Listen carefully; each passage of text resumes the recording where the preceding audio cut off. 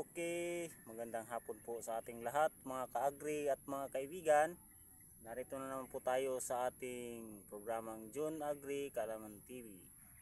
Sa hapong ito, mayroon po kaming isi-share mga ka-agri at mga kaibigan. Una sa lahat po, nagpapasalamat po kami sa amin pong mga viewers. Higit sa lahat po yung mga subscribers po natin. Sa mga hindi pa po nakapag-subscribe ay inaanyayahan namin kayo na mag-subscribe sa aming YouTube channel, ang June Agri Kaalaman TV. Pwede rin kayong mag-comment, magtanong, at sana po mag-share po kayo para po mas marami pang makapanood sa amin pong video. Ngayon po sa hapong ito ay update po kami sa amin pong 2 linggo o 17 days na po simula po ng amin pong inilipat tanim. Sa mga nakakita po sa aming YouTube channel, sa amin pong previous videos namin ito nung nakaraang 2 linggo ay amin pong nailipat tanim. Ngayon po ito na po yung aming latest video namin, no? Ayan na mga ka-agri at mga kaibigan, mayroon na pong bunga, no, na maliliit mga ka-agri. Ito po ay 17 days old na po siya simula ng aming inilipat tanim. No, ito na kalaki yung ating ampalaya, no, mga ka-agri. Ayan, no, nagsisimula na silang gumagapang. Yung mga kasamahan nila ay nagtataasan na. At ito po yung amin pong ampalaya na itinatanim ay Galaxy Max F1, no? Bagong variety po ng S2 seeds. Mga ka-agri, ang amin pong iniabono dito kasi hindi po kami nakagawa ng video. Halos 2 linggo po kami hindi nakakagawa kasi napaka-busy natin. Meron po kaming ginagawa dito na yung bakod natin sa atin pong taniman ng ampalaya.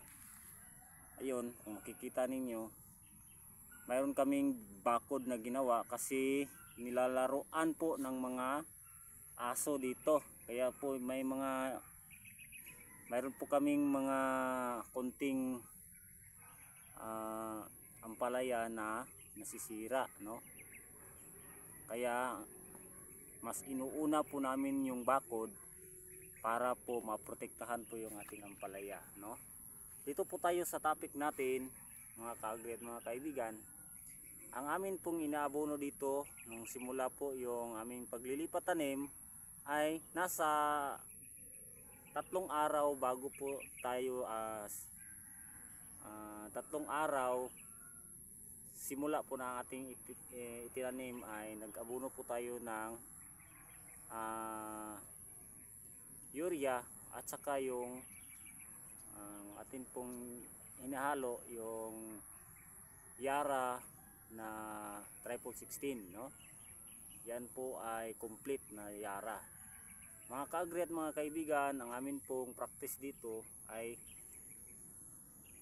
3 araw ang atin pong pagitan sa atin pong pag-aabono. Kasi alam nyo mga ka-agri at mga kaibigan, yung atin pong pag-aabono ay nakadepende po sa kalagayan po ng ating lupa.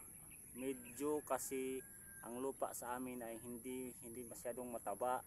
Kaya po ay nilalapit po namin yung pagitan ng ating pag-aabono, no? Hindi kagaya ng iba na napakaganda kanilang lupa, nasa 1 week sila bago sila mag-alternate ng interval ng pag-aabono. Dito sa amin, ang practice namin ay 3 araw ang aming pag-aabono.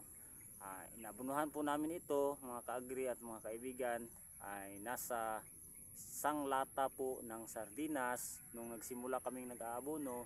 Pagkatapos ng 1 linggo ay nagdagdag po kami ng kalahating lata. Pero ang inilagay po namin sa bawat puno ay 1 lata lang po ng tinutunaw na abono sa tubig. Sa pagkakataong ito mga ka-agri at mga kaibigan ay ano na, ito ay 17 days na kasi, no, nagsisimula ng namumulaklak, namumunga, mayroon ng mga maliliit na bunga, ay ang amin pong idinidilig ay 2 lata na siya, no? 2 lata na atin pong tinutunaw, no, sa isang 16 liters. Ang amin pong inaabuno dito ngayon ay yung ano na talaga, yung triple 16 na Yara at saka yung Nitrabor, no, mayroon kaming hinahalo na Yara Nitrabor. Yun ang atin pong sinasama sa Yara triple 16 para po mas dumadami po yung mga sanga, no, na mayroon ng mga sanga mga ka-agri, no. Ayan, oh, mayroon ng mga sanga ang atin pong ampalaya, no. Kaya po abangan po ninyo ang amin pong update na naman sa susunod naming video. Siguro mga next week ay mag-vlog na po kami dito at i-update po namin kayo kung ano na ang resulta ng atin pong pag-aalaga nitong ampalaya. Sana po ay suportahan po ninyo ang aming YouTube channel at mag-share po kayo. Welcome po kayong magtanong at pagsikapan po naming masagot ang inyong mga katanungan. At yan na lang po at God bless po sa ating lahat. Magandang araw sa atin at happy viewing po.